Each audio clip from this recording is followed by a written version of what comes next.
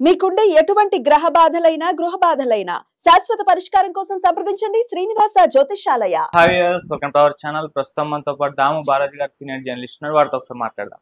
Sir నమస్కారం. Sir పిఠాపురంలో పవన్ కళ్యాణ్ గారికి షాక్ తగిలినట్టుగా కనిపిస్తుంది సార్. పిఠాపురం వర్మ ముద్రగడ పద్మనాభంని కలవడం జరిగింది. దీనిపైన ఊహాగణాలు కొన్ని స్పెక్యులేషన్ న్యూస్ అయితే సర్క్యులేట్ అవుతున్నాయి. ఆయన ఏమన్నా వైసీపీలో చేరబోతున్నారా అంటూ. మరి దీన్ని ఏ విధంగా చూడాలి? మరి వర్మ పొలిటికల్ భవిష్యత్ ఏ విధంగా ఉండబోతుంది? ఒకవేళ వైసీపీలో చేరితే అది పవన్ కళ్యాణ్ గారికి లాభమా నష్టమా? మరి ఏం జరిగే అవకాశం ఉంది? మనకి శ్రీ వత్సవాయి సత్యనారాయణ వర్మ, ఆయన పూర్తి పేరు ఎస్విఎస్ఎన్ వర్మ. ఆయన 2009లో తెలుగుదేశం పార్టీలో చేరాడు. అసెంబ్లీ ఎన్నికల్లో పోటీ చేసి 2009లో ఓడిపోయాడు ఆయన. ఆ తర్వాత 2014లో ఆయనకి తెలుగుదేశం టికెట్ ఇవ్వలేదు. అప్పుడు ఆయన రెబల్గా ఇండిపెండెంట్గా పోటీ చేసి వైసీపీ ప్రత్యర్థి పెండెం దొరబాబు మీద 47,080 ఓట్ల మెజార్టీతో గెలిచాడు. సో గెలిచిన తర్వాత తెలుగుదేశం ప్రభుత్వం ఏర్పడడంతో ఆయన కూడా మళ్ళీ తెలుగుదేశంలో చేరాడు. సో దాని తర్వాత 2019లో తెలుగుదేశం ఆయనకు టికెట్ ఇచ్చింది. అప్పుడు పెండెం దొరబాబు చేతిలో 14,992 ఓట్లతో ఓడిపోయాడు.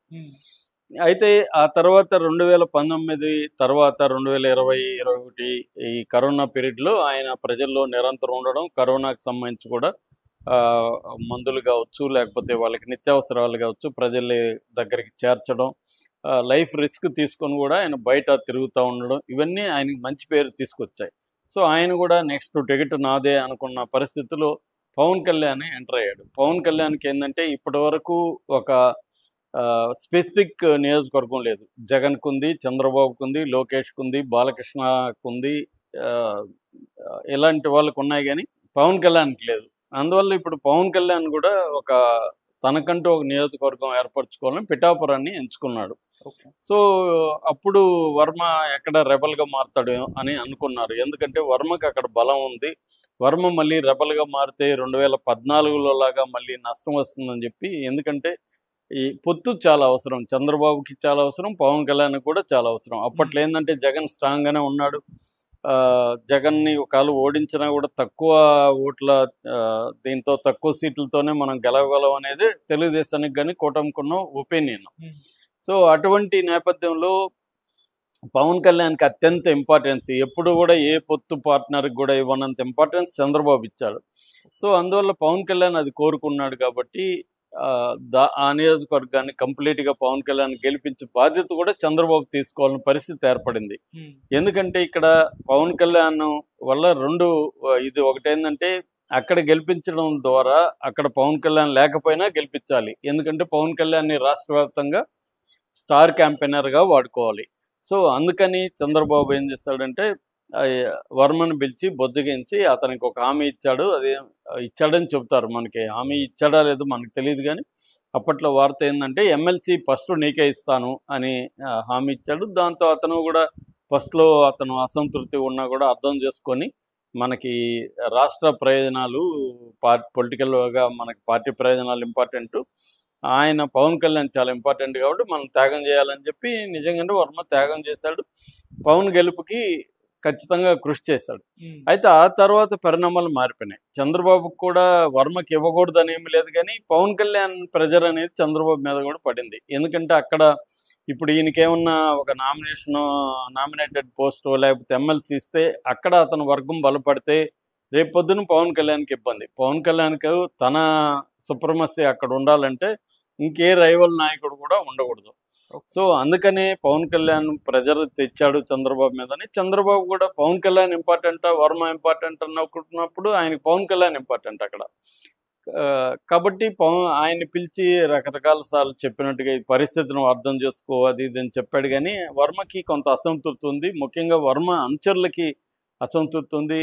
పైగా అక్కడ నాగబాబు కూడా జనసేన ఆవిర్భావ సభలో పవన్ కళ్యాణ్ గెలవడానికి పవన్ కళ్యాణ్ అభిమానులే కారణం, ఇంకెవరూ కాదు, ఎవరైనా అనుకుంటే అది వాళ్ళ కర్మ అని, అంటే వర్మ కర్మ అన్న రీతిలో మామూలుగా తెలివి చూపిస్తూ నాగబాబు పోస్టులు పెడుతుంటాడు. కాబట్టి అలాగే మాట్లాడాడు. అంటే వాళ్ళ కర్మ అంటే ఇది వర్మ కర్మ, వర్మగానే అలా అనుకుంటే అన్న విధంగానే ఆయన మాట్లాడాడు.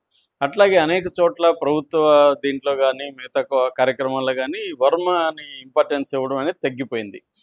సో వర్మలో ఫ్రస్ట్రేషన్ పెరిగింది, మధ్యలో రకరకాల ట్వీట్లు పెట్టాడు. అయినా కూడా ఓపుగా ఉన్నాడు. అంటే ఏదైనా ఒక nominated post, cabinet rank post రాకపోతుందా అన్న ఒక హోప్తో అయితే వర్మ ఉన్నాడు. దానికి కారణం ఏంటంటే ఇటు చంద్రబాబు కానీ లోకేష్ కానీ ఆయన హోప్లో ఉంచారు. ట్రై అంటే వీళ్ళు కూడా కావాలని కాకుండా ఇద్దామనే ఆలోచనలో ఉన్నారు. కానీ పవన్ కళ్యాణ్కి ఇష్టం లేకుండా ఇచ్చే పరిస్థితి లేదు. పవన్ కళ్యాణ్ వైపు నుంచి మనం ఆలోచించినప్పుడు ఆయనది పొలిటికల్గా స్ట్రాటజీ కరెక్టే. ఎందుకంటే ఒక నియోజకవర్గంలో తనకి మళ్ళీ తన కూటమిలో నుంచే ఒక ప్రత్యర్థి ఉండడం అనేది పవన్ కళ్యాణ్కి ఇబ్బంది. సో 2 పవర్ సెంటర్స్ కష్టం అక్కడ. అందుకని పవన్ కళ్యాణ్ పాయింట్ ఆఫ్ వ్యూలో Pawan Kalyan correct, Chandrababu point of వ్యూలో Chandrababu correct, Varma point of వ్యూలో వర్మ కరెక్టు. ఇక్కడ అంటే ఎవరిని మనం ఏమనడానికి లేదు. ఎందుకంటే వర్మకి ఏంటి, తాను ఎప్పటి నుంచో ఇక్కడ పని చేసుకుంటున్నాను, కరోనా టైంలో కూడా రిస్క్ తీసుకొని ప్రజల్లో ఉన్నాను, ఎందుకు నాకు ఇక్కడ ఈ నియోజకవర్గం నాకే ఇస్తారు అన్న నమ్మకంతో ఉంది. ఇప్పుడు నిజంగా ఇచ్చుంటే ఆయన ఎమ్మెల్యే ఉండేవాడు, ఖచ్చితంగా గెలిచుండేవాడు అక్కడ. ఎందుకంటే యాంటీ జగన్ వేవ్ ఉంది కాబట్టి ఖచ్చితంగా ఆయన గెలిచుండేవాడు. గెలిచుంటే ఆయన ఎమ్మెల్యే ఉండేవాడు, యాక్టివ్గా ఉండేవాడు, తన క్యాడర్ ఉండేది. ఎందుకంటే ఆయనే కాకుండా తన క్యాడర్ కూడా గట్టిగా పనిచేసిన బ్యాచ్ వాళ్ళంతా పనిచేసినప్పుడు వాళ్ళకి ఇవ్వాలి, కానీ ఇవ్వలేదు. సో ఇట్లా ఎవరి కారణాలు వాళ్ళకు ఉన్నాయి. ఈ నేపథ్యంలో ఈ వర్మ వెళ్ళి ముద్రగడ పద్మనాభాన్ని కలిశాడు. మామూలుగా ముద్రగడ పద్మనాభం ఏ స్థాయిలో పవన్ కళ్యాణ్ మీద విరుచుకుపడ్డాడో మనం చూసాం. అతను కానీ గెలిస్తే నేను నా పేరు మార్చుకుంటానని కూడా అనౌన్స్ చేసి మాటకు కట్టుబడి అతను పద్మనాభం బదులు పద్మనాభ రెడ్డి అని పెట్టుకున్నాడు. వాళ్ళ కూతురు కూడా జనసేనలోకి వెళ్ళిపోయింది. బార్లపూడి క్రాంతి అమ్మాయి పేరు, ఆమె క్రాంతి కూడా వెళ్ళిపోయి వాళ్ళిద్దరి మధ్య కూడా గొడవలు వచ్చేసాయి. అలాగా అంత స్ట్రాంగ్ ఎనిమీలాగా ముద్రగడ పద్మనాభం పవన్ కళ్యాణ్ని డీల్ చేసి పవన్ కళ్యాణ్ ఓడించడానికి ఆయన ఇంటింటికి తిరిగి ట్రై చేశాడు. అలాంటి ముద్రగడ పద్మనాభాన్ని వర్మ కలవడం అనేది ఇప్పుడు సంచలనానికి దారితీస్తుంది. ఈమె కూడా గతంలో కూడా వర్మ మీద క్రాంతి కూడా ఒక పోస్ట్ పెట్టింది. అంటే ఇతను ఏమన్నా వైసీపీలోకి వెళ్తాడేమో అన్న డౌట్ వచ్చే విధంగా పెట్టింది. అక్కడ తెలుగుదేశానికి వర్మకు కూడా పడట్లేదు, లోకల్గా కూడా. అంటే కాకినాడ ఎంపీగా ఉన్న ఉదయ్కి వర్మకి పడట్లేదు. కొన్నిసార్లు దాడులు జరిగాయి. అందుకని వర్మ వెళ్ళి చంద్రబాబుని కలిసి గన్మెన్ అడిగినప్పుడు చంద్రబాబు 2 గన్మెన్లు కూడా వర్మకి శాంక్షన్ చేశాడు. అంటే గన్మెన్లు ఎందుకు వర్మకి వైసీపీ నుంచి అయితే థ్రెట్ లేదు, సో తెలుగుదేశం నుంచే థ్రెట్ ఉందన్నట్టుగా, లేకపోతే జనసేన, తెలుగుదేశం కాదు సారీ జనసేన నుంచే థ్రెట్ ఉందన్నట్టుగా ఆయన గన్మెన్లు అడిగాడు అనేది కూడా వార్త వచ్చింది. సో ఇప్పుడు ఆయన పద్మనాభాన్ని కలవడం అనేది స్పెక్యులేషన్కి దారితీస్తుంది. అంటే ఆయన ఏమన్నా వైసీపీలో జాయిన్ అవ్వబోతున్నాడా అన్న ఒక ఊహాగానాలు ఊపందుకున్నాయన్నమాట. ఎందుకంటే పవన్ కళ్యాణ్కి స్టాంచ్ ఎనిమిగా ఉంటున్న పద్మనాభాన్ని కలవడం అనేది ఇప్పుడు సంచలనంగా మారింది. అయితే దీంట్లో ఇంకొక వెర్షన్ ఏమంటే ఆయన ఇప్పటికిప్పుడు వైసీపీలో చేరి ఆయన సాధించేది కూడా ఏముండదు. కాకపోతే ఒక ప్రెజర్ని క్రియేట్ చేయడానికి చంద్రబాబుకి, నాకు నువ్వు పదవికి పోతే నేను వైసీపీలోకి వెళ్ళి నెక్స్ట్ పవన్ కళ్యాణ్ గెలవకుండా ఇక్కడ ఇప్పటి నుంచి నేను వర్క్ చేస్తాను అన్న ఒక సిగ్నల్ ఇవ్వడానికే వర్మ ఆ పని చేశాడని కూడా అంటున్నారు. పైగా వర్మ వైపు నుంచి చెప్పేది ఏంటంటే, మేము ఇది రాజకీయ మీటింగ్ కాదు, జస్ట్ కర్టసీగా కలిసామంటున్నారు, కానీ అది ఎవరు కూడా నమ్మరు. సో దీనివల్ల పవన్ కళ్యాణ్ నష్టం అంటే ఖచ్చితంగా నష్టం ఉంటుంది పవన్ కళ్యాణ్కి. ఎందుకంటే వర్మ తెలుగుదేశంలో ఒక పవర్ సెంటర్గా ఎదగకూడదు అనేది పవన్ కళ్యాణ్ గోల్ అయినప్పుడు, అతను వైసీపీలో మళ్ళీ పవర్ సెంటర్గా ఎదిగినప్పుడు ఖచ్చితంగా ఇబ్బంది పవన్ కళ్యాణ్కి. ఎందుకంటే వైసీపీలో ఆల్రెడీ మిగతా వాళ్ళను కూడా తెలుగుదేశంలో కానీ జనసేనలో కానీ చేర్చుకునే కార్యక్రమాలు చేస్తున్నారు. అంటే పవన్ కళ్యాణ్కి అబ్సల్యూట్గా ప్రత్యర్థి లేకుండా ఉంటే పవన్ కళ్యాణ్ ప్రశాంతంగా రాష్ట్ర మిగతా నియోజకవర్గాల మీద ఫోకస్ చేస్తాడు. పవన్ కళ్యాణ్కి అక్కడే గెలవడానికి చెమట్లు గార్చాల్సిన పరిస్థితి ఉంటే ఆయన మిగతా నియోజకవర్గాల మీద ఫోకస్ చేయడం కష్టమవుతుంది. అందుకని ఎప్పుడు కూడా ఒక సేఫ్ నియోజకవర్గాన్ని స్టేట్ లెవెల్ లీడర్స్ చూసుకుంటారు.